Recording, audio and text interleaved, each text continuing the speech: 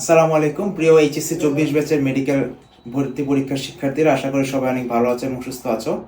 তোমরা অনেকেই একটা বিষয় নিয়ে একটু উদ্বেগ প্রকাশ করেছো, সেটা হচ্ছে যে এখন যে নতুন সিস্টেম করেছে তাতে হচ্ছে সেকেন্ড টাইমারদের 5 মার্কের পরিবর্তে 3 মার্ক কাটা যাবে, যার কারণে সেকেন্ড টাইমার একটা বড় সুবিধা পাচ্ছে।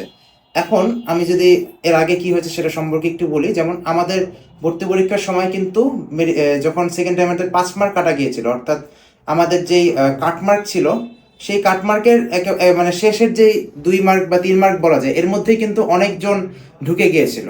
অর্থাৎ বলা যায় এর মধ্যেই প্রায় 1000 জনের মতো স্টুডেন্ট ঢুকে গিয়েছিল।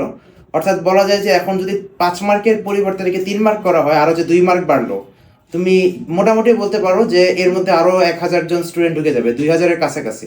2000-এর কাছাকাছি স্টুডেন্ট হচ্ছে এর মধ্যে ঢুকে যাবে।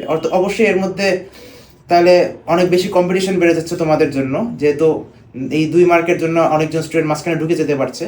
কিন্তু এটা নিয়ে তোমাদের এখন খুব বেশি চিন্তা করার কারণ নেই, কারণ মনে রাখবে যে সেকেন্ড টাইমারটা কিন্তু কম্পিটিশনে আগেও ছিল এবং এখনও আছে। কিন্তু যদিও বা তারা একটু সুবিধা পাচ্ছে, তোমরা যদি ভালো মতো পড়াশোনা করো, তোমরা যদি তোমাদের টার্গেট ফিক্স রাখো, তাহলে ইনশাল্লাহ তোমাদের কোনো সমস্যা হবে না। সবাই ভালো থাকবে এবং সুস্থ থাকবে।